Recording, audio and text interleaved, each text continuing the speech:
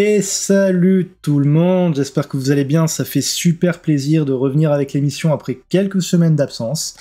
Quelques semaines qui pour moi ont paru super longs, j'ai eu le temps de me faire des cheveux verts, c'est dire à quel point ça a pris du temps. J'espère que vous allez bien, ça je crois que je vous l'ai déjà dit. Et ce soir, l'invité est Matt. Comment ça va Matt ? Eh ben ça va très bien. Oh, Maiken qui dit OMG, je suis à l'heure. Bonjour.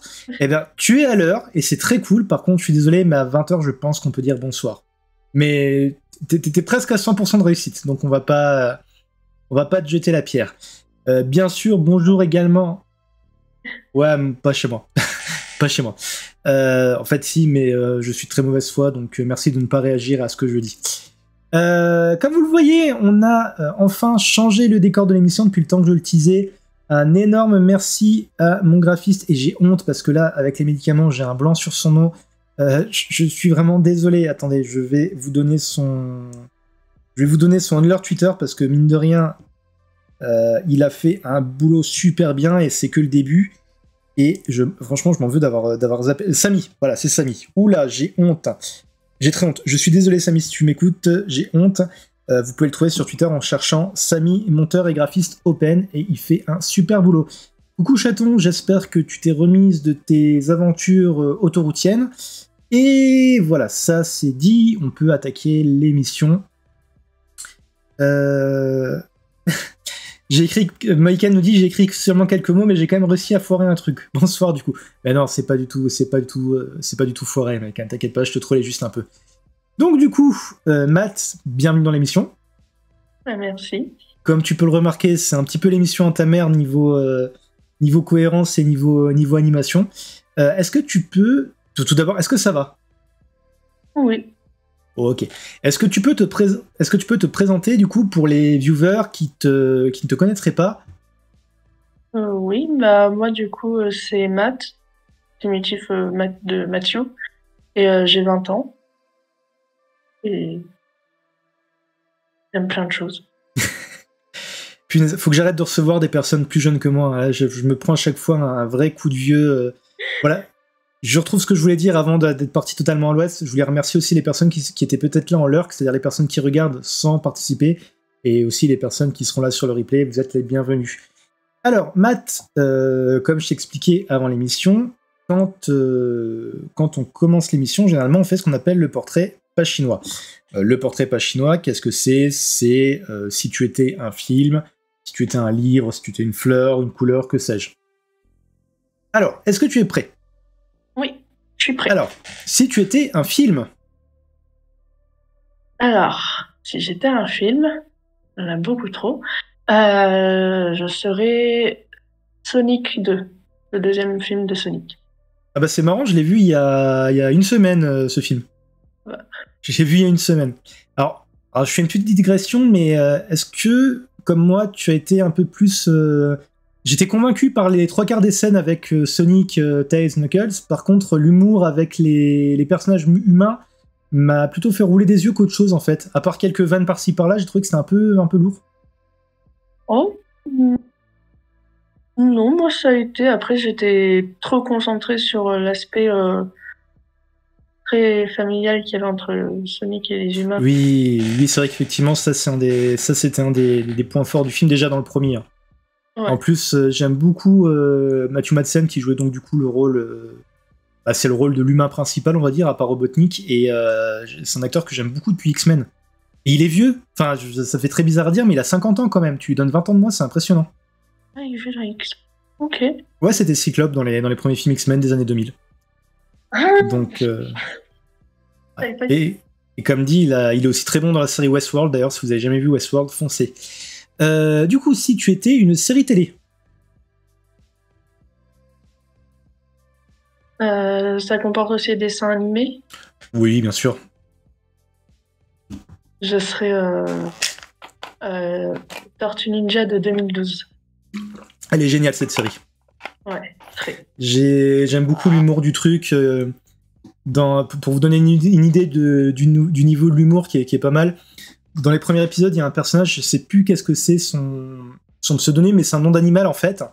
Et il est exposé au mutagène. Et il se transforme totalement en autre bestiole, et je crois que ça doit être Michelangelo ou Raffaello, parce que généralement c'est eux qui font les remarques, qui fait, ça, c'est marrant avec son nom, je pensais qu'il se transformerait justement en la bestiole du nom en fait. Oui, oui. Il y a pas mal de clins d'œil, un moment où ils sont à New York et ils sont à la Statue de la Liberté, t'as un petit tag avec marqué Venkman Wazir en référence à Ghostbusters. Franchement, le Tortue Ninja de 2012, franchement foncé, c'est vraiment super sympa. C'est une des meilleures versions, je trouve. Ouais. Bah, même moi, forcément, j'ai grandi il y a 40 ans dans une galaxie très lointaine avec la version du dessin animé des années 80 en fait. Et je trouve la version de 2012 largement supérieure, quoi. Que celle des années 80, enfin, c'est très daté, c'était vraiment, c'était un peu, ça a mal vieilli, je trouve. Alors que celle de 2012, pour une série qui a 10 ans, en plus en image de synthèse, je trouve qu'elle vieillit très très bien. En effet. Ensuite, si tu étais une chanson, un groupe, ou un chanteur solo, ou une chanteuse? Une chanson, ça serait Immortal, je crois, de Fall Out Boy. Oui, la BO du film Les Nouveaux Héros en VF. Ouais, c'est ça. Très bon choix. C'est très rare qu'un invité me donne des références que j'ai en fait. Pour le coup, je peux vraiment dire sans faire simplement genre, je connais vraiment les trucs dont tu parles. Au passage, excusez-moi pour la caméra, vous remarquerez qu'il y a des petits glitches, c'est moi, ça vient apparemment de mon PC qui a du mal à gérer les USB, donc à la rigueur, si jamais ça vous saoule trop, n'hésitez pas à focuser plutôt sur Matt qui pour le coup a une caméra qui ne saute pas. Donc voilà, et on va faire un petit dernier. Si tu étais un jeu vidéo. Oh, un chat. Au revoir le chat. Nier Automata. Ah, je connais aussi. Replicant. Je l'ai pas fait, mais je vois le jeu que c'est pour le coup.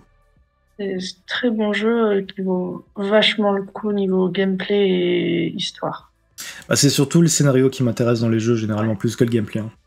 Bah, parce que là, le gameplay, ils ont mis un mode facile où parfois t'as rien à faire, donc on n'aime pas vraiment les phases de combat, c'est bien.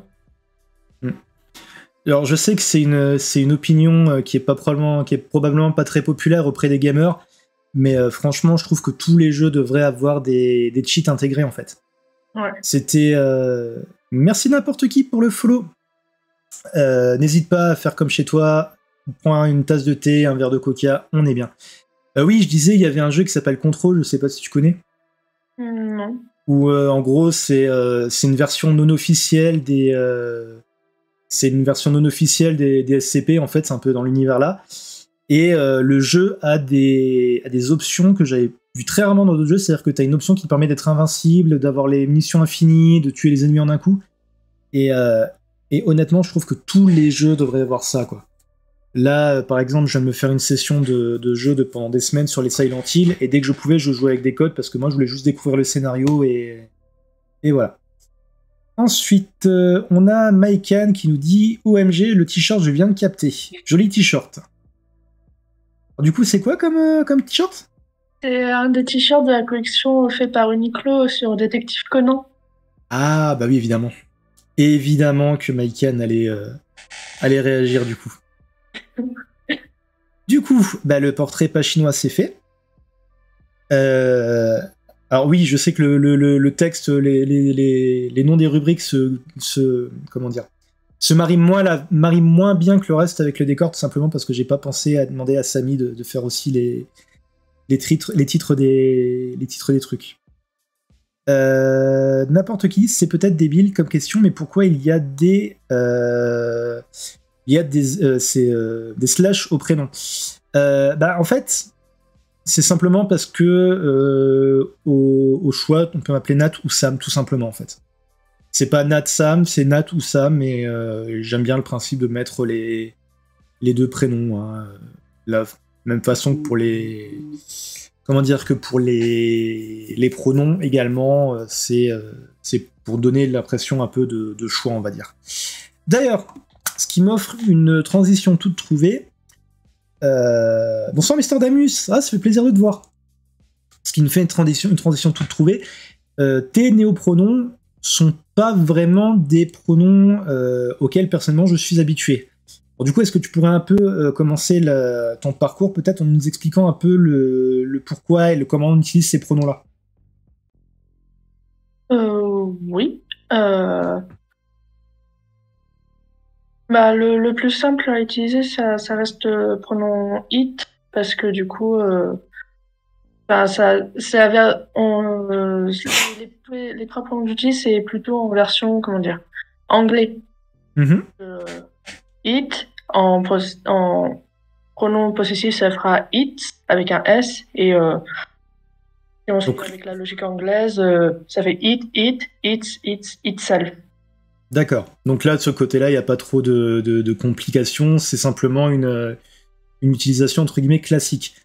Mais du coup, alors ça peut paraître très bête. Je suis désolé, j'ai même pas pensé à te poser la question. Et du coup, ton genre, tu le définis comment en fait? Euh, je me rattache à deux xénogenres. Mhm. Euh, Chaos Gender. Ok. Bon, en gros, moi, mon genre, c'est euh, du chaos. C'est très confus, c'est un bazar. D'accord. Et C'est du très coup, chaotique. justement, comme pronom, tu as chaos, c'est un truc que tu utilises en français ou c'est surtout en anglais du coup? Surtout en anglais. D'accord.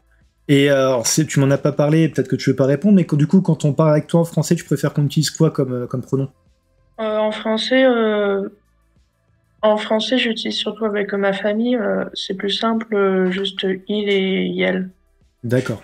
Il y a que sur les réseaux sociaux en anglais et avec mes deux meilleurs amis que mes trois pronoms là, je les utilise. Après, que les choses, entre guillemets, soient claires, tu m'as dit que tes pronoms c'était Chaos, Hit et Dino.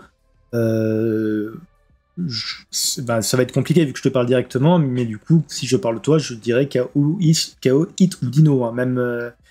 Après, moi personnellement, je suis Red Gender, donc niveau xénogenre, je suis pas du tout dépaysé. Mais c'est vrai que je t'avoue, et je pense que je serai pas le seul parce que c'est pas très classique, mais ça m'empêchera pas de le respecter. Je comprends difficilement justement quand on a des pronoms qui sont des néons-pronoms en fait. Mm. À la rigueur, IL, V, je peux comprendre, ou AL, par exemple, chaton utilise AL, et entre autres, mais c'est vrai qu'effectivement, Dino, tu vois, par exemple, est-ce que tu pourrais faire une phrase avec Dino dedans, en utilisant ce pronom justement? Ouais, bah, une phrase toute simple. Cette bouteille a Dino Self. C'est aussi comme Itself, tout ça. D'accord, Là, Dino est vachement cool. Ah oui, d'accord, donc là, c'est plus par rapport au surnom, en quelque sorte. Ou, disons, en fait, c'est question très bête. Encore une fois, je suis désolé hein, si je te perds un peu dans les questions. Mais du coup, Dino, on est d'accord que c'est les pronoms que les autres utilisent pour toi ou c'est quelque chose que tu utilises Pronom que on utilise pour moi. D'accord, ok. D'accord. Après, voilà, comme dit, on peut pas forcément connaître toutes les utilisations et tous les trucs. Et j'ai envie de dire pour les personnes qui seraient pas du tout, ouais, chaton dit j'utilise elle et je tiens à ce que ça soit prononcé elle. Oui, mais c'était plus par rapport au fait que des fois j'utilisais l'inclusif aussi, mon cœur. C'est pour ça que je disais entre autres. Mais c'est vrai qu'effectivement, les pronoms et l'inclusif ne sont pas forcément des choses qui sont à mettre en rapport. Et donc, oui, ce que je voulais dire, c'est que maintenant, si par exemple, il y a des personnes qui sont pas de la communauté qui regardent l'émission, même des personnes de la communauté qui regardent l'émission et qui savent pas trop, l'idée que j'essaye de faire transmettre, c'est que. Comment dire? L'idée, c'est pas forcément de tout comprendre, mais si une personne vous dit, bah voilà, faut faire tel truc, faites tel truc. Évidemment, ça peut arriver de se tromper, hein, malheureusement, vous le savez, je suis une des premières personnes, des fois, à me planter, même pendant l'émission. Donc voilà. D'ailleurs, Chaton me dit elle, c'est différent de AL. C'est vrai qu'effectivement, c'est des petites variations. Donc voilà, tout ça pour dire que même si vous comprenez pas, on vous dit elle, on vous dit KO, on vous dit Dino. Si vous le pouvez, enfin, tant que vous êtes volontaire enfin, tant que vous parlez volontairement, utilisez les pronoms qu'on vous donne. Voilà. Du coup, l'importance, c'est de faire de son mieux. Oui, et Mister Lamy nous pose une question, il dit est-ce qu'il y a une différence entre chaos genre et A-genre? Euh, pour moi, oui. Euh,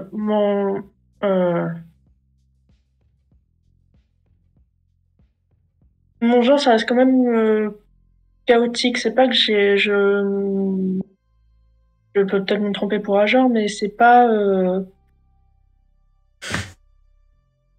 Un genre, c'est bien. Pas de genre, justement. Mais est-ce que justement, c'est pas l'extrême inverse, en quelque sorte? Parce que j'imagine que si tu parles de chaos, c'est qu'il y a un peu une notion de bordel et de mal à vraiment définir le truc. Donc oui, ça serait plus, du coup, l'extrême opposé, en fait. Oui, c'est ça. Ok. Ok, du coup, je pense que ça répond à ta question. Oui. Chaton lui disait un genre, c'est l'absence de genre, donc oui. Oui, mais en fait, c'est vraiment l'opposé. Je trouve ça super intéressant. Je sais pas pour toi, mais au fur et à mesure que j'ai fait justement mon propre parcours dans la communauté, tout ça, justement apprendre que là où on nous disait qu'à la base il y avait que deux genres, en fait, c'est une grosse connerie, qu'il y avait vraiment tout un éventail. Et lui-même a des éventails sous des éventails sous des éventails. C'est un des trucs les plus passionnants que je trouve justement Ouais. avec la communauté, en fait. Tellement, oui. Ça, ça ouvre beaucoup comme ça. Ouais. Bah, c'est un peu des poupées russes, en fait. Hein. Ouais. C'est totalement ça. Hein. Alors, du coup, je m'excuse aussi, je vous préviens d'avance, comme vous le savez si vous regardez l'émission habituellement, j'ai des médicaments à prendre et vous risquez d'entendre mon rappel d'ici pas longtemps, je ne sais pas comment enlever. Les joies d'avoir un assistant, un assistant, un assistant. Du coup, on va maintenant parler de ton parcours à proprement parler. Tu as 20 ans, donc tu es, et bon sang, je fais vieux en disant ça, mais tu es très jeune. Oui. Alors, est-ce que tu veux nous parler un assistant? Oui, oh, pas mal! Pas mal, Mister Damus. On valide. On valide cette vanne. Du coup, oui, est-ce que tu veux déjà, par exemple, est-ce que tu préfères nous dire d'abord comment c'est un peu justement d'être chaos gender quand on a 20 ans, ou est-ce que tu veux revenir en arrière et nous expliquer un peu comment tu as été mis en contact avec tout ça et que tu t'es rendu compte que toi-même c'était le cas? Ou le chaos en l'occurrence. Hmm. Bah, peut-être revenir. On va revenir au commencement? Ouais. Ok.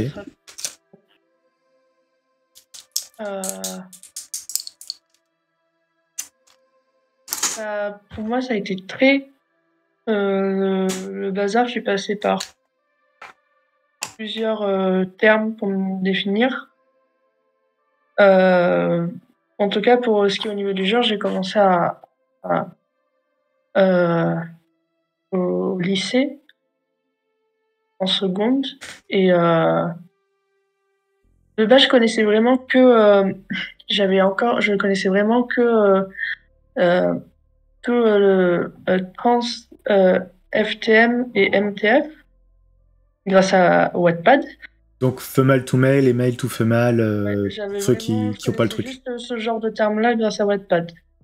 Euh, Wattpad, pour ceux qui savent pas, c'est un site où tu peux publier tes histoires et t'as beaucoup notamment de fanfictions qui sont postées dessus tout simplement. et du coup, là, dans ce cas-là, c'était surtout des recueils biographiques, tout ça, Hmm. de personnes. En gros, tout ce qui est écrit potentiellement peut être, enfin, tout ce qui est Wattpad peut prendre tout ce qui est écrit de la fiction aux Ouais. biographies en passant par plein de trucs. Et donc, j'avais vraiment la vision très binaire. Et très binaire. C'est ça a dû être ensuite par Twitter que j'ai découvert d'autres termes, dont non-binaire. À ce moment-là, du coup, parce que de base, c'était très, C'est jamais super simple à mon avis, sauf exception. ouais. Et en gros, je vais faire juste le cheminement que j'ai fait.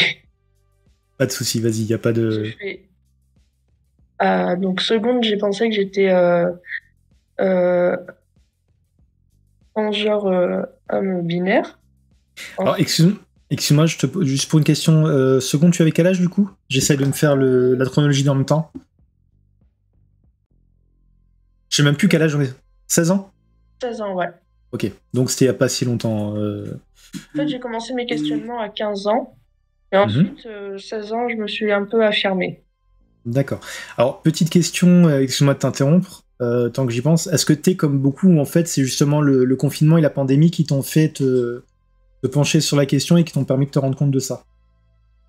Hum, non, D'accord. parce que le confinement, j'ai eu vers 18 ans et vers 18 ans, je commençais déjà à... Non, vers 17 ans et 17 ans, je commençais déjà à... D'accord, donc partir. Oui, gros hasard. Gros hasard, du oui, coup. oui, gros hasard. Euh, et ensuite, j'ai découvert du coup le terme non binaire. J'ai découvert plusieurs autres termes du coup, comme poupée russe, donc le terme demi-boy. Ouais. Ensuite, ensuite j'ai trouvé, j'ai téléchargé Tumblr. Ah. Mais qu'as-tu fait? Qu'as-tu fait, malheureux? Non, en vrai, c'est grâce à ça. C'est Tumblr, c'est aussi un réseau social et et dessus, il y a quand même une bonne communauté xénogenre. Et c'est en me prenant là-dessus que j'ai trouvé le drapeau Chaos Gender. D'accord. Alors, c'est marrant parce que enfin, dans ta définition, ça ressemble un peu justement à ce que à ce qui est entre guillemets mon genre à moi, qui est weird gender en fait. T'as cette notion un peu de gloubi-goulba, un peu compliqué à définir, où t'as tellement de trucs en fait que t'as pas vraiment de termes. C'est. Alors attends. Maiken dit j'utilise pas Tumblr, c'est quoi le lore? Pourquoi tu as dit mais qu'as-tu fait malheureux? Parce qu'en fait Tumblr, si tu veux, c'était un peu un mélange entre Instagram et Twitter. Et t'avais vraiment quand tu te mets à regarder des trucs sur Tumblr, mais c'est un rabbit hole en fait. C'est tu commences à regarder, t'es baladé par les reposts. Imagine vraiment un peu un Instagram où tu pourrais vraiment QRT les photos en fait. Comme tu peux maintenant, mais en beaucoup plus facile d'accès, on va dire, parce que l'interface était fait pour en fait. Contrairement par exemple à Twitter où ils ont rajouté des trucs au fur et à mesure. Là dans Tumblr, t'avais en gros, Tumblr, à l'époque, mais je sais pas si c'était encore le cas quand du coup t'es passé dessus, Matt, mais jusqu'à un certain point, Tumblr, c'était un... gender. Et tu sais, mon cœur, tu sais qu'on est probablement, peut-être avec Mister Demis à la rigueur, mais on est les seuls à savoir encore ce qu'est le Glooby-Goulba. Hein. Ah, bonsoir à Taxel. Donc oui, en fait, Tumblr, c'est un mélange en gros entre Twitter, Instagram, et avant beaucoup OnlyFans, en fait, parce que t'avais beaucoup de contenu NSFW, donc Not Suitable for Work, et t'avais beaucoup de porn dessus en fait. Mais c'était toujours en vrai, t'as vraiment une espèce de grosse communauté. Rataxel me dit je sais ce qui est le Globic Bulga. Merci, je me sens moins seul. Matt, est-ce que tu sais ce que c'est toi? Non. Le Globic Gulba en fait, c'était dans un vieux. On peut pas parler de dessin animé, mais c'était un vieux programme pour enfants. Où. Ah bah c'est bon. En fait, le Globi-Goulba, c'était un truc que mangeait un dinosaure qui s'appelait Casimir. Est-ce que t'as déjà entendu parler de Casimir? Oui. Bah en gros, il y a de la confiture de fraises dedans, par exemple, des saucisses. En fait, c'était le plat imaginaire qu'il mangeait, mais qui était un gros n'importe nawak. Ah, Et... et là, je viens de me reprendre un coup de vieux dans les dents, mais quelque chose de maison. Et donc voilà, Tumblr, c'est ça en gros. C'était du gros bordel. Je suis sûr qu'en faisant les bonnes mesures, ça peut pas être dégueu. Casimir! Là, tu vois, il y en a qui savent ce que c'était sans savoir que c'est Casimir. Rataxel me dit Casimir, j'adorais Hippolyte. ouais, je connaissais le terme, mais pas la. Ouais, pareil, je connaissais le terme, mais pas la ref. D'accord. Bah voilà. Voilà. Mais en fait, c'est marrant, c'est un truc que j'ai peut-être déjà dit dans l'émission, mais quand tu deviens pion dans un lycée, tu fais des formations. Et quand je suis devenu pion, je devais avoir 25-26 ans, tu vois. Donc je me dis, ah bah ça va, les élèves, je suis pas si loin qu'eux. Et en fait, ils t'apprennent qu'une génération au sens culturel, donc t'as au sens entre guillemets sociologique, c'est 50 ans, ça tout le monde le sait, mais en gros, au niveau culturel, c'est 2 ans. C'est-à-dire que maintenant, même toi, par exemple, tu n'auras pas les mêmes références que quelqu'un qui a 22 ans ou quelqu'un qui en a 18. Ce qui fait qu'en fait, à l'heure actuelle, par rapport à toi, j'ai l'équivalent de 7 générations de différence, en fait. Ça fait... ouais. Voilà. Et Rataxel dit « Je suis vieux, bref, JD ». Voilà. Donc du coup, tu t'en es retrouvé en seconde. Est-ce que t'en as parlé autour de toi ou est-ce que c'est un truc que t'as gardé un peu secret justement pour éviter les éventuels conflits ou les éventuels tout simplement actes de transphobie en fait, hein? Il me semble que j'en ai parlé à mes meilleurs amis parce que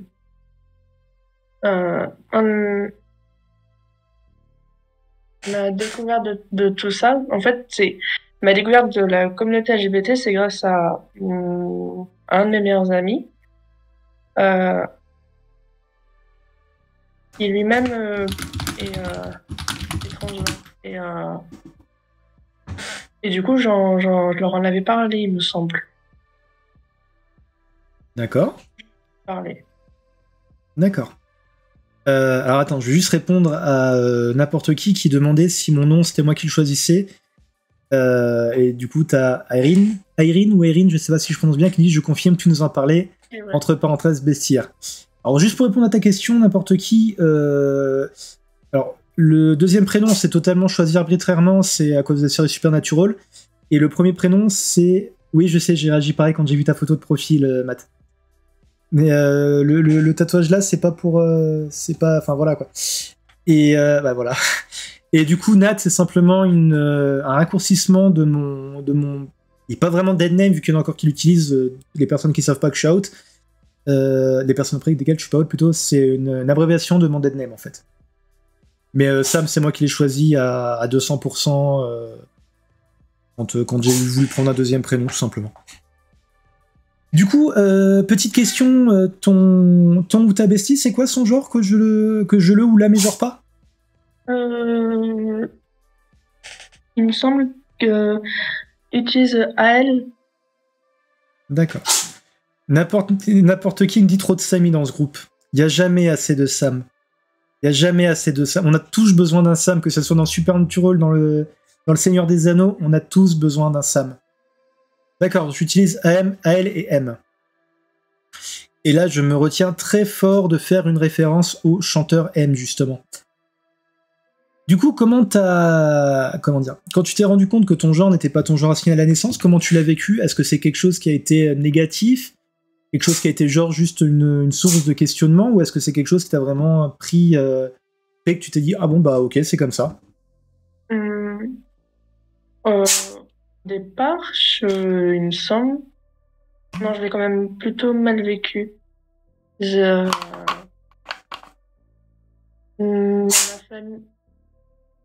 Ma famille, je crois qu'on n'a jamais parlé, on n'avait jamais parlé de sujet des personnes LGBT.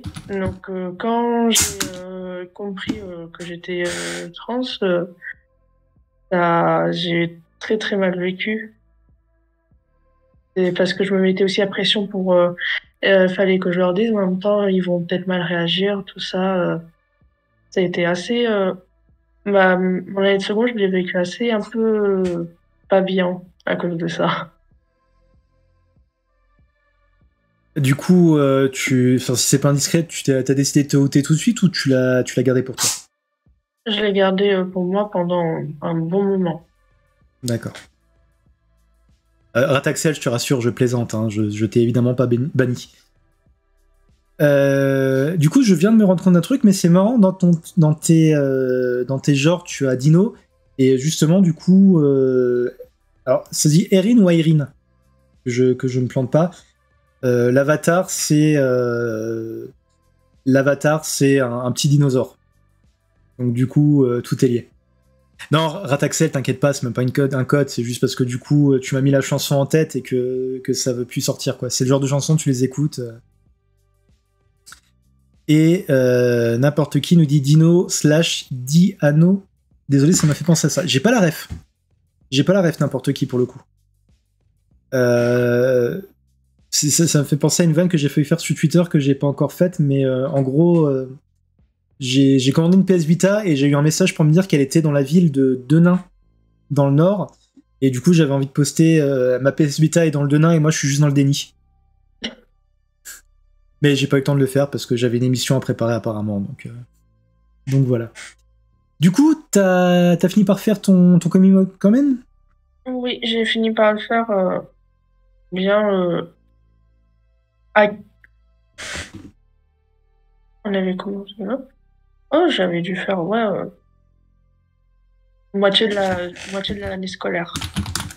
D'accord. Donc en gros, t'as pas tellement attendu par rapport à. T'as pas forcément attendu spécialement longtemps du coup. Bah, en fait, vu que mes questionnements ont commencé vers 15 ans, j'ai compris euh, j'ai dû dire en début de l'année. Et ouais, vers janvier, février, j'ai dû faire un coming out. D'accord. T'as eu des réactions, comment dire, surprenantes, des trucs qui t'ont surpris positivement ou négativement? Ma mère, en dehors de mes amis, c'est la première personne à qui j'ai fait mon coming out. Je l'ai appelé par téléphone. Voici votre rappel. Attends, je m'excuse, je vais juste dire à mon assistant de se... Voilà, désolé du coup parce que Matt a eu le retour de moi qui gueule, mais vous l'avez pas eu normalement sur la chaîne. Du coup, excuse-moi, je t'ai interrompu. Tu parlais de ta mère. Ouais, et du coup, elle a très bien, ouais, elle a très bien pris, mais elle a été très rassurante quand je l'ai appelée. Je l'ai fait par téléphone et elle m'a rassurée. Elle m'a dit qu'on en parlerait quand je rentrerai à la maison et elle m'a dit qu'elle m'aimait quoi qu'il arrive. Eh mais franchement, où est-ce qu'on signe pour avoir une mère comme ça hein. Sérieusement, je suis très proche de ma mère, mais je sais que jamais je lui ferai de coming out. Hein. Ça, c'est clair, net. Déjà tout à l'heure, quand je lui ai dit que je comptais me faire une vasectomie, elle m'a regardé comme si je lui ai dit que j'allais me faire ablationner les testicules. Je crois qu'elle a pas trop compris le principe, mais je sais que des trucs comme ça, je lui dirai jamais. Quoi. J'ai toujours un peu de jalousie, pour être honnête. Bon, c'est pas de la méchante jalousie, hein, mais j'ai toujours un peu de jalousie. On n'a pas eu le retour, mais c'est comme si je t'entendais dire Alexa arrête. Oui, mais ça, chaton, c'est parce que tu as beaucoup l'habitude de m'entendre dire Alexa arrête quand t'es chez moi. J'en suis à un stade où si jamais les machines se rebellent, je crois que je vais prendre très cher de la part d'Alexa. Donc oui. Et du coup, alors excuse-moi si c'est une question indiscrète, mais tu ne parles pas de ton père. Est-ce que c'est pour une raison particulière, pour éviter que je fasse... Enfin là, je mets un peu les pieds dans le plat, mais du coup, il y a une raison particulière? Lui, là, comment dire, il a, Il l'a peut-être un peu moins compris. ouais, plutôt moins compris et le comprend toujours pas d'ailleurs. Il se pense encourageant, mais ça, il est juste encore dans le déni, je pense. D'accord. Bah écoute, bienvenue à lui, hein, population minimum 2 apparemment. Donc voilà. Alors, Chaton qui me dit tu vas pas te faire ablationner les testicules. Bah non, non, clairement pas. En plus, je lui ai expliqué, mais en fait, c'est comment dire. On va pas rentrer dans les détails, mais ma mère, il y a des trucs qu'elle comprend pas. Donc quand je lui ai dit que je voulais faire ça, elle m'a fait mais t'es pas fou et je lui ai dit bah si je veux pas d'enfants quoi. Donc enfin, entre guillemets pas d'autres enfants puisque par la force des choses j'en ai en on va dire 20% du temps, mais voilà quoi. Ensuite, n'importe qui me dit nice maman, la mienne aussi était super bien ma coming out, mais je pense jamais pouvoir parler du TDI avec elle. Oui, pareil. Bah, le coming out, non, et le TDI non plus. Et déjà qu'elle a du mal à comprendre mes problèmes de santé mentale, donc le TDI, on va peut-être un peu attendre. Ce qui me fait vachement penser au passage à une chanson des Fatal Picard qui s'appelle Coming Out. Allez l'écouter et vous verrez, ça devrait vous parler. Et ensuite, Irene qui dit c'est un grand pip, le géniteur surtout. Ok, je vois je vois mieux le truc maintenant. Et Michael nous dit « J'espère que ton père finira par arrêter d'être dans son déni, ou que si c'est pas possible, bah, que ça ira quand même pour toi. » Bien évidemment. Et moi, ce que je vous propose et ce que je dis à chaque fois, n'hésitez pas à balancer une pelletée de cœur pour Matt, et balancer tout le love que vous voulez, que vous pouvez sur le chat. Allez hop, je vais même le faire moi-même, je vais commencer, et hop là. En plus, c'est un cœur ambi. Ah, on a plein de cœurs de Maiken qui dit on t'aime Matt, Rataxel qui nous dit cœur, cœur, cœur, cœur, n'importe qui nous dit double cœur, cœur sur vous deux, et cœur sur vous, surtout les gens, parce que je fais ça autant pour moi que pour vous. Et il y a Wisebot qui casse tout en faisant de la pub pour le Discord, évidemment. Du coup, au jour d'aujourd'hui, est-ce qu'il y a quelque chose qui a changé par rapport à quand tu as fait ton coming out? Est-ce que tu te sens plus peut-être légitime, ou est-ce que finalement tu te dis juste bah voilà, je l'ai découvert à cette époque-là, maintenant concrètement je sais vraiment que je suis comme ça et c'est tout? Je me sens plus libre. Je me sens plus libre sur ça. Que ce soit au niveau de mon genre, même mon orientation, c'est... Je me sens moins maintenant obligée de me conformer à... En fait, avec Des codes sociaux peut-être? Ouais, voilà. Les codes sociaux ou autres, ou même aux définitions de ce qu'on en fait, je me sens moins devoir m'y conformer. Ça libère. Hein. Ouais, c'est très libérateur. Ça fait du bien. Alors, Rataxel, tu vas recopier 50 fois sur le tableau. Je ne reprendrai pas l'animatrice sur ses fautes de français. S'il te plaît. J'ai fait littéraire une seule année, c'est pas pour rien. Mais oui, non, effectivement, ça se voit que t'as une espèce d'avoir un... Comment dire? T'as une... j'ai l'impression que t'es relativement chill, en fait. Mais c'est pas grave, Rataxel. Par contre, au passage, j'aime beaucoup ton émoticône. Donc oui, non, t'as l'air quand même d'être relativement un peu chill par rapport à ça. C'est parce que vraiment, je me suis vraiment cassé la tête. Je suis passée par plusieurs termes parce que c'était pas comme ça qu'il fallait que je me définisse, mais en même temps, c'est comme ça que je me sens. Mais oui, mais c'est pas ça la définition. Ah, mais oui, mais je ressens pas ça, etc., etc. Et là, maintenant, je suis un peu en mode, bah... Osef, quoi. Oui, voilà. Ok, non, mais c'est cool d'avoir... généralement, les personnes, les personnes jeunes qui ont fait leur coming out il y a pas si longtemps, bon, j'imagine bien qu'à l'âge de tes 20 ans, ça fait un quart de ta vie quand même, mais du coup, bah pour moi, ça fait pas longtemps. Donc du coup, voilà. Mais non, c'est bien, t'as pas l'air d'être spécialement dans le négatif par rapport à ça, en fait. T'as pas l'air d'avoir un vécu qui est mauvais. Non, ça va, j'ai de la chance d'être bien entourée. Bah, c'est génial. Franchement, ça fait plaisir à entendre.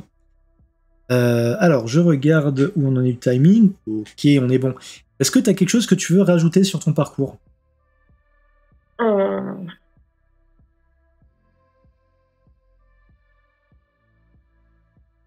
Ça peut être une anecdote, une remarque, peu importe. Hein, c'est...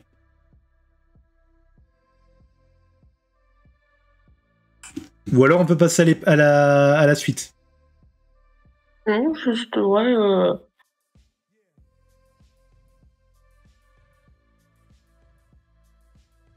Non, Ok. Les amis, je veux juste prendre 2 petites secondes pour vous demander, je veux votre avis. Est-ce que vous préférez quand la caméra est comme ça, où il n'y a pas de décor derrière, ou est-ce que vous préférez quand on fait comme ça? C'est juste pour savoir ce que je conserve, ce que je ne conserve pas. Comme vous l'avez remarqué, l'émission est en train de changer un peu d'esthétique, et j'essaye d'avoir un truc qui est plutôt cool. Donc j'en profite pour vous demander en pleine émission.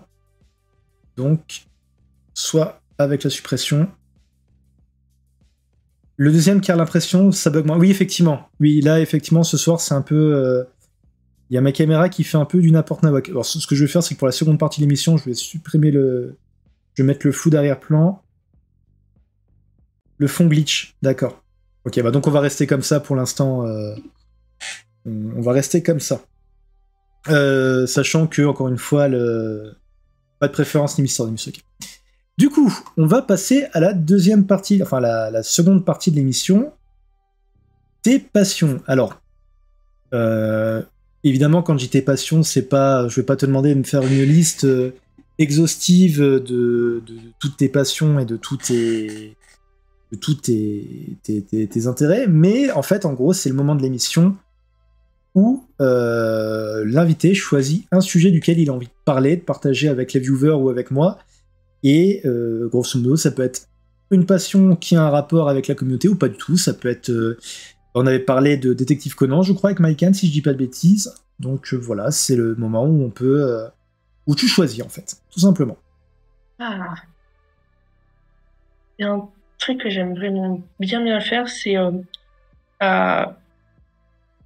vraiment, tout ce que j'aime, c'est avoir des headcanons sur tous les personnages que j'aime, de tous les médias que j'adore.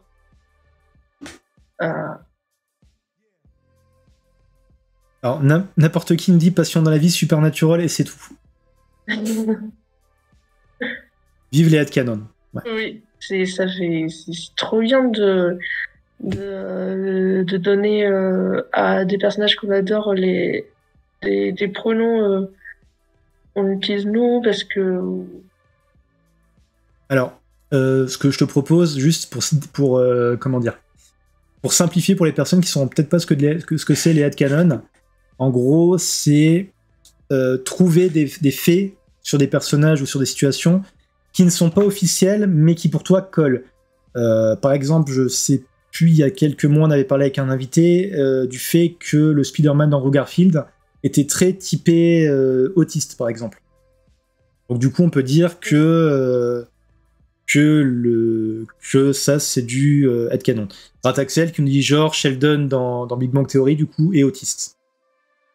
Ou autre exemple, et des fois, ça vire même à l'officiel. Dans Supernatural, il y en a qui ship le personnage de Castiel avec le personnage de Dean, et c'est arrivé à un point où ce headcanon a été semi-confirmé par un truc de la dernière saison que je vais pas spoiler.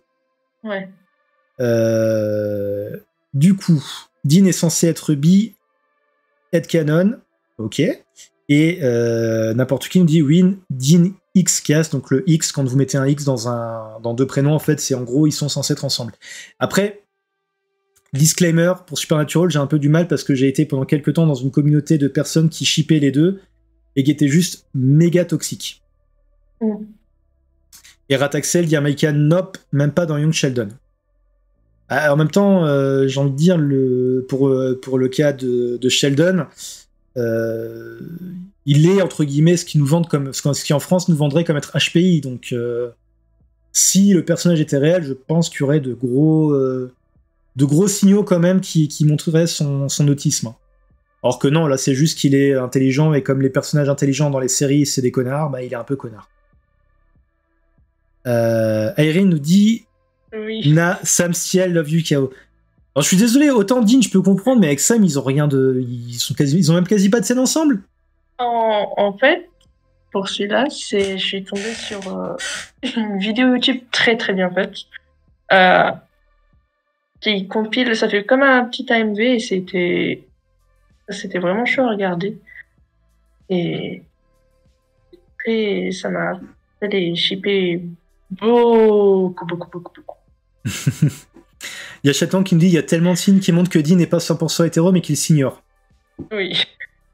Après, ça dépend aussi de il y a plein de trucs qui rentrent en compte. Hein. Je sais que, et ça avait un peu fait grincer des dents, mais quand il y avait la série Faucon et Winter Soldier, il y avait des personnes qui les shippaient ensemble, donc c'est les personnages Marvel, et je crois que c'était Anthony Mackie qui avait... Non, pas du tout, ils sont juste amis. En fait, c'est marrant parce qu'on voit qu'il y a certains acteurs qui sont peut-être pas forcément toxiques en tant que tels, mais qui, sans le vouloir, reproduisent des bails vraiment comment dire, vraiment pas cool, quoi. Et à côté de ça, t'as Mark Hamill qui fait un fan qui a dit que... Bah voilà, tiens, on parle de Star Wars. Finepo, par exemple. Sauf que là, c'est l'inverse. C'est les acteurs qui l'ont volontairement... Donc Finepo, c'est les personnages de Star Wars, où justement, les acteurs le jouaient comme s'ils étaient... effectivement... Et ça, ouais, je suis totalement d'accord, pour le coup. La façon dont ils sont présentés, surtout, je trouve, dans le premier, dans l'épisode 7, du coup, c'est pas présenté comme une amitié. Je suis désolé, le coup du je te donne mon blouson et tout, c'est le truc le plus gay depuis le premier Top Gun. Hein. Donc voilà. Mais oui, du coup, il y a Mark Hamill, il y a un fan qui lui dit: est-ce que tu penses que Luke Skywalker peut être homo? Et en gros, c'est un truc qui a pas mal circulé sur Internet. Il lui a dit: bah oui, totalement, il pourrait très bien être gay, en fait. Et je trouve ça mais tellement génial. J'aime bien ce genre d'acteur qui... J'aime bien quand... Ça les dérange pas, ouais. les fans et ce genre de... Non, franchement, je trouve ça vraiment, vraiment génial, hein, niveau représentation et tout, et c'est vraiment cool, quoi. Harry nous dit: Luke, il est Arrow-As. Alors, c'est un peu compliqué, parce que avant que Disney rattrape tout, il a été marié. Comment dire, il a été marié, donc du coup, ça me paraît improbable. Mais de toute façon, j'ai envie de dire, concrètement, vu ce qui se passe, étant donné que la seule personne avec laquelle tu vas se rapprocher dans la trilogie, c'est sa sœur, je pense qu'après ça, il a pas forcément voulu se... Je pense que lui qui a Roas, honnêtement, ça me surprendrait même pas, tu vois. C'est pas un headcanon que j'ai personnellement, mais c'est le genre d'headcanon que je trouve totalement cohérent et totalement crédible. Non, ouais, ce que j'aime bien aussi avec les headcanons, c'est que tout le monde a tellement tout le monde en a tellement de différents que ça fait... C'est très... Je sais que pour Supernatural, il y a tellement de headcanons sur Sam. Et... je suis en mode... Ah, tu penses ça, mais ça... Bah, go, vas-y. Toi, tu penses... Bah, très bien, nickel. Genre, c'est... Imagine... tu vois, en ce qui me concerne, par exemple, Sam, je le vois pas neurotypique, en fait. Ouais. Je le vois plus neuroa avec un gros PTSD, comme Dean, d'ailleurs. Limite... Enfin, non, ce serait plus pour Dean, la dépression, mais pour ça, moi, je le vois totalement pas... Il a un gros PTSD, quoi. Bah, d'ailleurs, c'est marrant parce que quand j'y pense, c'est surtout montré pour Dean un moment où tu vois vraiment Sam qui est en mode non, là il y a un truc qui va pas, il est vraiment je sais plus dans quelle saison c'est, je crois que c'est la saison avec Dean en démon, il me semble, quand c'était en gros le fait que Sam se rende compte qu'il y avait un truc qui allait pas, c'était genre le truc avant le break demi-saison, en fait, où il dit à Castiel il y a un truc qui va pas et tu sais que c'est par rapport à la santé mentale de Dean. On me dit dans le chat, et de façon très juste, mais tu peux être Arroas et marié, voyons. Oui, mais du coup, le personnage à qui il était marié, c'était vraiment une histoire amoureuse, en fait. Mais de toute façon, vu que le personnage, entre guillemets, n'est plus canon depuis que Disney a pris le truc, là, concrètement, lui qui pourrait être... Enfin, il n'y a pas de trucs qui vont dans le sens là, quoi. D'autant plus que c'est quasiment... Dean au top de dépression dans la saison 13. Ouais, ça doit être ça. Donc du coup, effectivement, tu peux être Arrow et marié, mais dans le cas de Luke, c'était pas vraiment le cas. Ensuite, Erin qui dit également marié veut pas dire romancer sexe, effectivement. Mais du coup, dans le cas présent, encore une fois, c'était un truc... ça collait pas, d'autant plus que les Jedi, étant donné que Luke a été formé au précepte Jedi, et que les Jedi, c'est des gros hypocrites niveau sentiment et niveau mariage, ben c'est... Voilà. D'ailleurs, pour la petite histoire, je sais pas si vous voyez un des Jedi qu'on voit dans l'épisode 1, celui qui a une tête de calamar. Pour ceux qui connaissent un peu Star Wars, bah ce personnage, par exemple, est polyamoureux. Il est marié à 2 femmes. Donc, comme quoi, les Jedi, c'est des gros hypocrites. Et ensuite, Mr. Damus nous dit, dans les 2 premiers films, je trouve qu'il y a un gros sous-entendu que Luke est intéressé par Leia. Alors, c'est très bizarre, parce qu'effectivement, t'as la grosse relation de forceur de Han Solo et Leia qui est vachement problématique, avec plein de trucs très toxiques, mais en même temps, George Lucas, il a aussi écrit Anakin, Padmé, et putain, niveau relation toxique, ça se pose. Mais le truc le plus marrant avec cette histoire, c'est qu'à l'époque, il y avait des comics Star Wars, en fait, des comics édités par Marvel, et Marvel était persuadé que Luke et Leia finiraient ensemble. Donc ils se sont dit, oh bah on va prendre un peu d'avance, Je vous laisse imaginer en 83 la gueule qu'ils ont dû tirer. Donc voilà. Ah, pas du tout comme ça. Ah, bon, bah, il s'est rien passé, vous avez rien vu. 10 ans de comics, non, vous avez rien vu. Il y a rien à voir. Alors, du coup, Mister Namis nous dit c'est quasi un triangle amoureux dans les deux films. Oui, un peu, il y a de ça. Ensuite, de ouf, Dean est mal mentalement, il a fait une TS. Oui. Alors, TS, je vais peut-être pas l'expliciter parce que c'est le genre de mot qui aime pas YouTube apparemment, donc je vais faire un peu gaffe. Mais oui, puis voilà. Mais Ken me dit, mais quelle idée de merde. Bah oui, mais quand tu regardes les plot twists, les gros plot twists sur les grosses sagas de films à l'époque, t'en avais pas en fait. Avant Star Wars, comme grosse saga de films connue, il y en avait pas. T'avais à la rigueur les Dracula de la Hammer, mais c'était pas du tout basé sur une histoire vraiment qui se suivait, quoi. C'est pas compliqué. Avant Star Wars, je vois peut-être que 3 sagas de films. Je vois les Dracula anglais, donc avec Christopher Lee. Je vois les Godzilla, éventuellement, si on veut aller par là, et les James Bond. Et c'est pas dans James Bond ou Godzilla que t'allais avoir une révélation sur le fait d'apprendre que finalement, je sais pas moi, que Godzilla c'était le frère de King Kong, par exemple. Ensuite, Mike dit bah oui, je sais pas, mais t'es pas la chourie avant les bœufs, comme ça c'est complètement con. Bah si elle a... Oui, totalement. Et enfin, n'importe qui me dit headcanon John X Sherlock, mais ça c'est même plus du headcanon, hein, et ils en jouent carrément. Pour moi c'est plus du queerbaiting pour le coup que du headcanon, quoi. Le queerbaiting c'est quand ils te font plein de petits trucs qui te montrent que tel personnage et tel personnage pourraient être plus que des amis, mais qu'à côté de ça, ils le disent pas officiel parce que c'est parce qu'on veut pas d'homos dans nos séries. Les homos dans les séries, c'est pas bien. On veut pas de personnages de la communauté LGBTQ. Alors. Et ensuite, Mister Damus nous dit, on va peut-être arrêter Star Wars après, parce que du coup, ça vient en interview Star Wars plutôt qu'en interview in canon. Il nous dit, pour le coup, le plot twist sur Leila à l'époque, c'était juste un prétexte parce qu'il ne pensait pas qu'il fallait justifier que Luke ne finisse pas avec elle. Alors, je me demande si c'est pas plus compliqué que ça, parce qu'à la base, le tout premier scénario de Star Wars, qui d'ailleurs qui a été adapté en BD, c'était une Jedi, le personnage principal. Et du coup, je me demande si ce personnage n'était pas une proto-Leia en fait. Donc, à voir. Ensuite, n'importe qui, Chaton qui me dit en plus, Dean, son moral le remonte de ouf quand Castiel revient. Bah ouais, mais pour le coup, c'est son meilleur ami. Je vais pas expliciter ce qui se passe dans la dernière saison, mais c'est censé être son meilleur ami, donc ça joue, quoi. Mais oui, effectivement, c'est quand même bien codé aussi. Du coup, ce que je te propose, par rapport à tes headcanons, je te propose de nous faire un petit... Allez, on va dire un top 3 de tes headcanons favoris. 3. Ah, c'est compliqué, hein, que 3. Allez, à la rigueur, un top 5. D'ailleurs, n'hésitez pas, si vous avez des headcanons aussi dans le chat, allez-y, balancez, ça peut être marrant. Ok. En 1,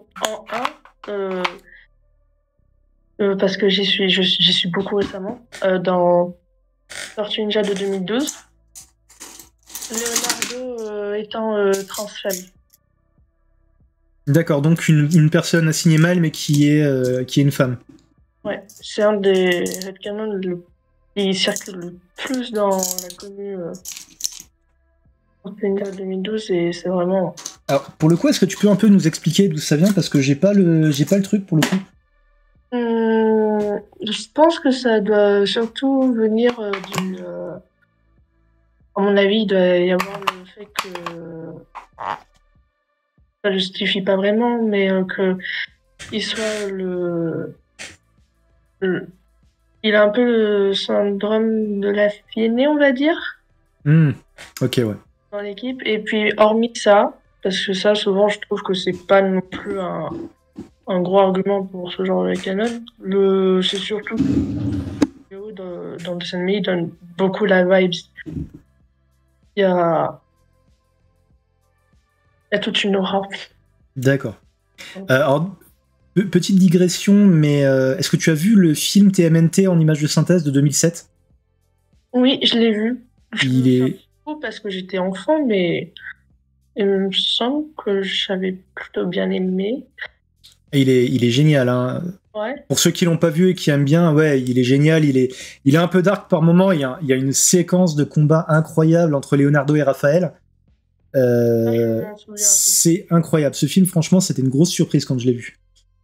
Du coup, Parce que j'avais 7 ans quand je l'ai vu, je pense. Donc, ah bah remate-le, je te le conseille franchement. Ce que je te propose, je te laisse réfléchir aux deux headcanons suivants et pendant ce temps-là, je vais lire les headcanons des gens sur le chat. pas de souci. Alors, Maïka nous dit, et aux surprises, c'est sur Détective Conan, Shinichi ou Shinichi, autiste. Alors ça, étant donné que je connais pas des masses Détective Conan, je peux pas vraiment réagir dessus. Et Chaton nous dit, moi, mon headcanon favori, c'est Tara, autiste dans Buffy. Oui, oui, c'est pareil, elle est très neuro-à codée. Hein.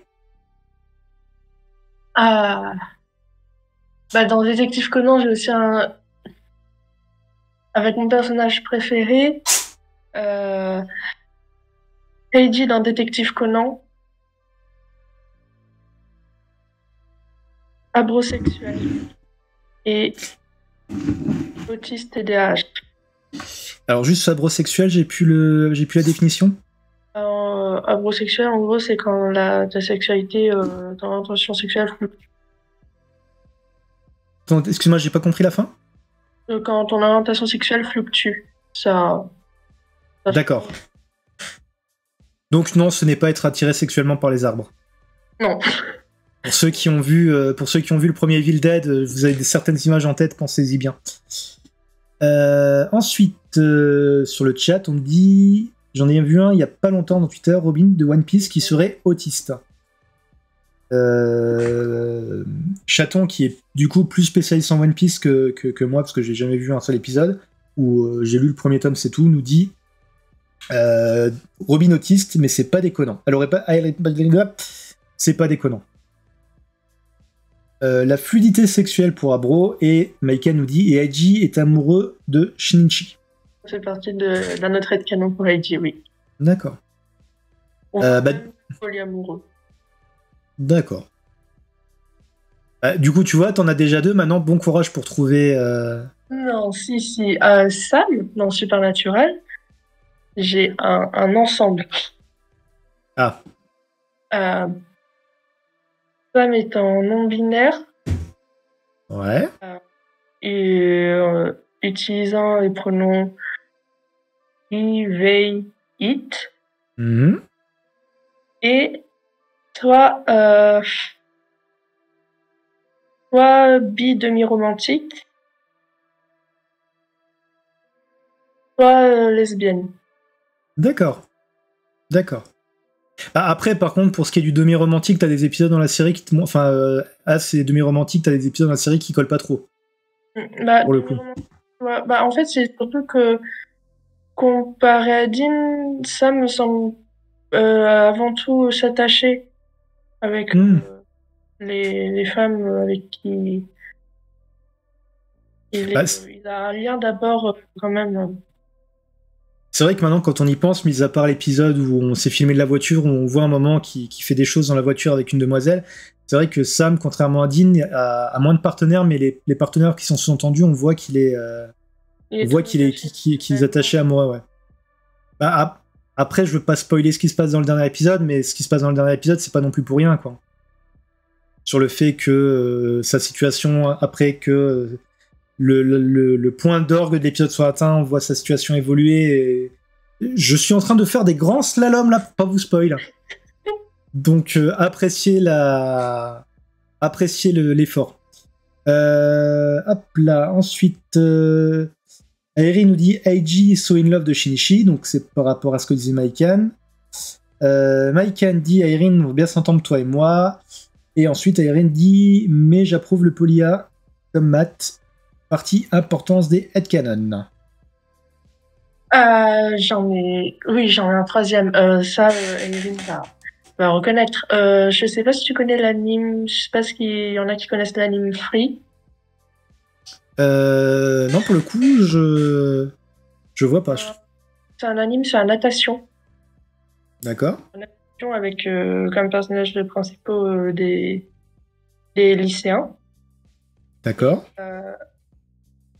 Bon, c'est pas officiel du coup, c'est surtout meilleur ami des deux personnages, mais un de mes canons, c'est qu'un des personnages qui s'appelle Halu autiste. Je trouve qu'il est quand même assez codé autiste.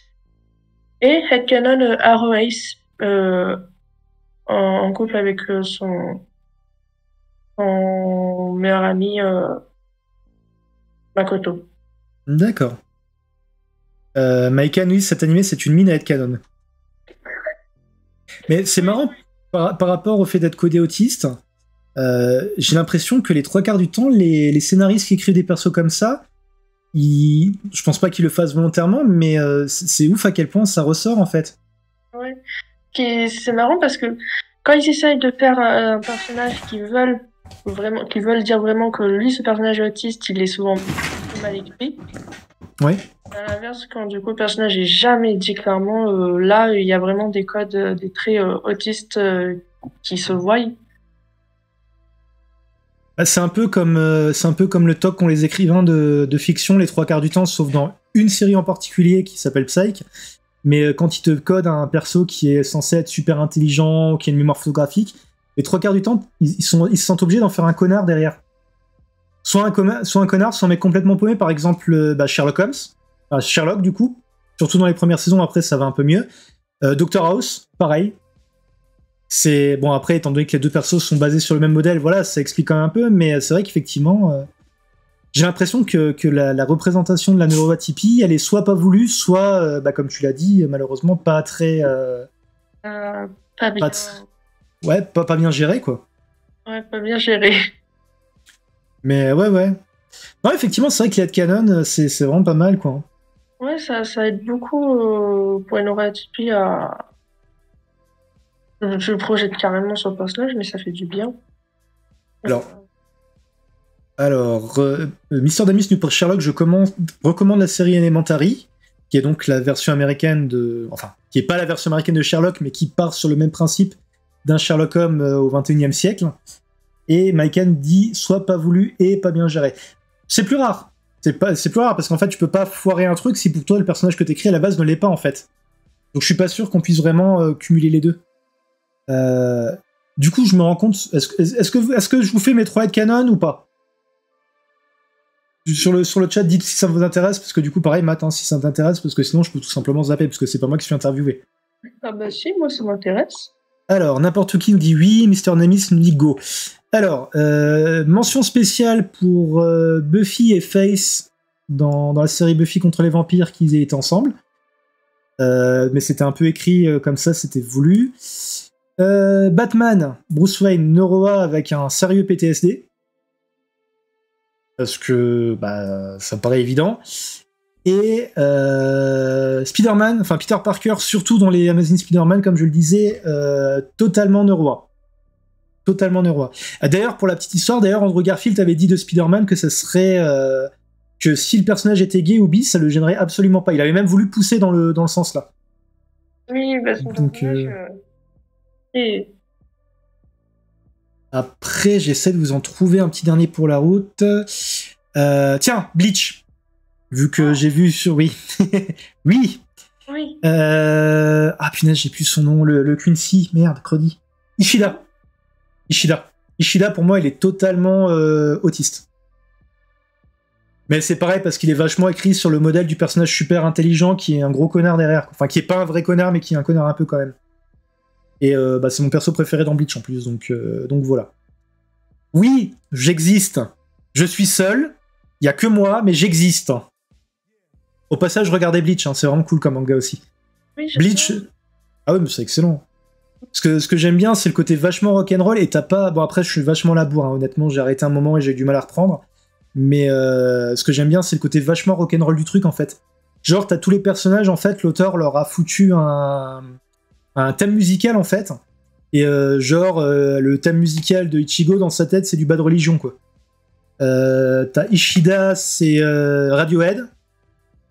Je me rappelle aussi c'était Inoue. Attends, j'ai un doute là. Inoue c'est la Shinigami ou c'est la Rookin? C'est la rousse. C'est la Rookin.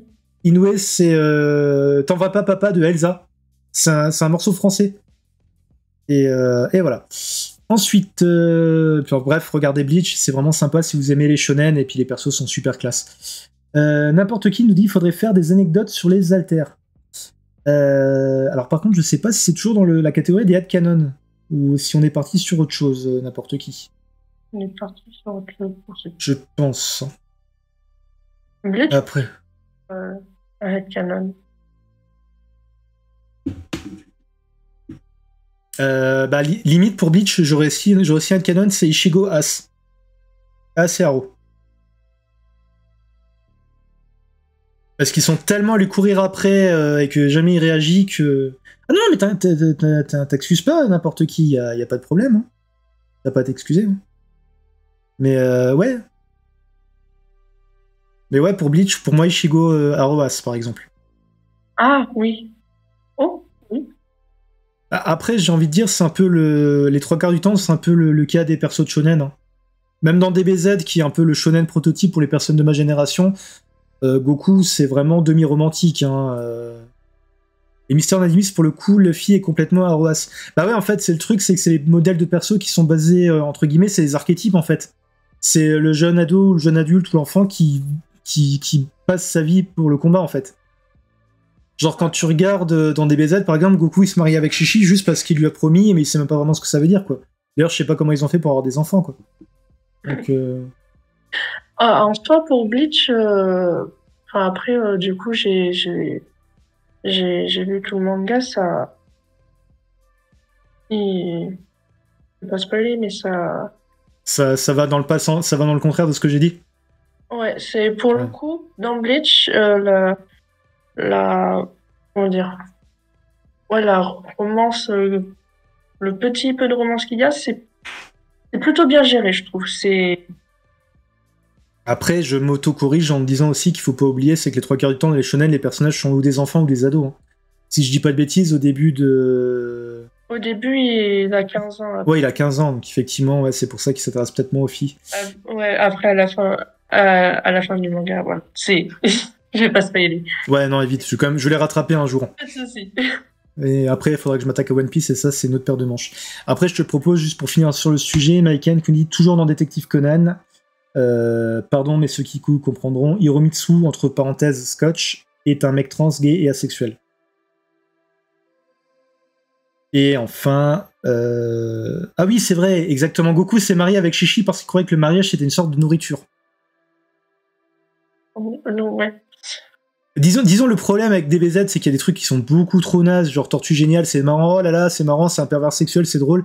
Et c'est vrai qu'il y a certaines vannes dans Dragon Ball qui étaient vraiment très fortes. Et du coup, je vais juste reprendre ce que dit Erin. Erin, les protagonistes sont souvent très concentrés sur l'aventure et ça invite le haché Aroas. Sauf Ichigo, le seul où je suis pas d'accord. Bah après, pour mettre l'église au milieu du village, Ichigo, dans Bleach, je me suis arrêté pour l'instant au milieu de l'arc des Arrancars, en fait. Donc les dernières transformations d'Ichigo, par exemple, je les ai juste vues sur les pochettes du jeu PS3, que du coup j'ai pas fait pour pas me spoiler. Donc voilà. Eh ben voilà. Est-ce que ça t'a plu ? Bah ouais, ça m'a plu. Donc comme dit, hein, des fois il y a des émissions qui durent un peu plus longtemps, des fois des émissions qui durent un peu moins longtemps, mais 99,9% du temps, les émissions, je kiffe les faire. Je kiffe les faire. Vous êtes vraiment super intéressants à discuter avec. Et là, je dis tout le monde. C'est un peu mon moment des magos et tout, mais vous êtes vraiment tous super intéressants à discuter avec. Et c'est pour ça que je continuerai encore et toujours l'émission et qu'il ne faut pas hésiter si vous voulez participer. N'hésitez pas parce que sinon après on se retrouve avec des breaks de 2-3 semaines et j'aime pas faire des breaks.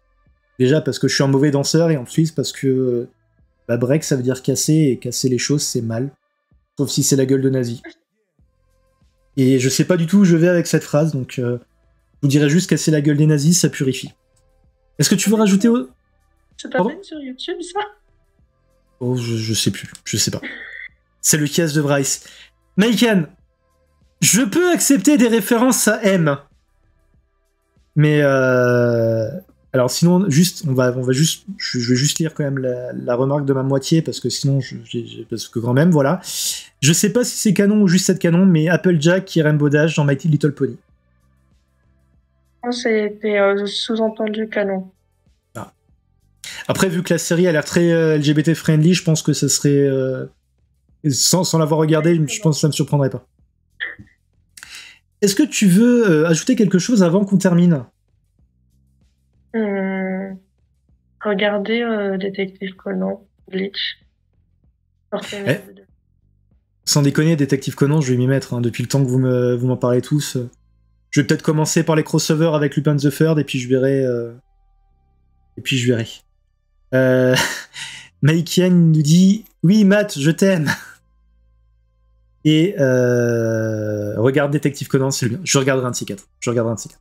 À la rigueur, j'ai même envie de vous proposer un jour genre un visionnage commun. On se met sur Discord pour ceux qui veulent. Vous vous connectez sur mon serveur, on se met sur Discord et on fait un visionnage en groupe. On fait souvent ça avec Chaton, on regarde des films à distance. L'histoire d'un nuit, le plus grand détective sur la Terre, non, je suis pas d'accord, c'est Batman. C'est Batman. Le plus grand détective. Donc du coup, après, ça repart sur My Little Pony, Fluttershy et Discord, regardez Détective Conan. Bref. Également Belzebub. Belzebub. Ah oui, ça je connais, c'est avec le gars qui se retrouve à babysiter l'enfant du diable, c'est ça? Ouais, c'est peu connu, mais c'est quand même... Niveau comics, c'est quand même... J'en avais entendu parler à l'époque. Et quand j'ai à l'époque, c'était il y a quasiment 15 ans. Donc si ça m'a marqué tout ce temps... Ouais, j'imagine que t'as la collection, c'est ça? Ah, moi, mon frère, mais oui, du coup, je les ai. D'accord. Bon, bah les amis, encore une fois, c'était une super émission. J'espère que ça vous a plu. J'espère que ça t'a plu, Matt. Oui, ça m'a plu. Alors, merci... excuse-moi, je suis désolé. Non, je disais, je sais pas si j'ai bien parlé, mais je me suis bien éclaté. Bah écoute, je pense que sur le chat, ils pourront être d'accord avec moi en disant que oui, hein, c'était compréhensif, t'avais un discours qui était bien. C'était un peu feel good. Je t'avoue, l'émission était un peu feel good et ça fait du bien. Sachant que aujourd'hui c'est un sale anniversaire pour ceux qui me connaissent. Donc j'ai passé 1h15 à parler avec toi sans que ça me revienne, c'est que c'était vraiment très bien. Bah les amis, je vous dis... Ah mais c'est là que devient le bébé aux cheveux verts, oui. Du coup les amis, je vous dis à bientôt pour le replay. Donc c'est bizarre parce que du coup je vous dis à bientôt pour que vous voyez un truc qui s'est passé avant que je le dise. Donc c'est un peu bizarre niveau voyage dans le temps. Mais sinon j'espère qu'on se retrouvera la semaine prochaine avec un ou une invitée. N'hésitez pas si vous voulez participer, hein, y a aucun souci. Vous pouvez me trouver sur Twitter, vous avez les noms qui s'affichent, les arrobases. Et puis encore merci à toi Matt. Bah, merci à toi aussi. Et puis, je vous dis à très bientôt les amis, prenez soin de vous. Et chaton, je t'aime.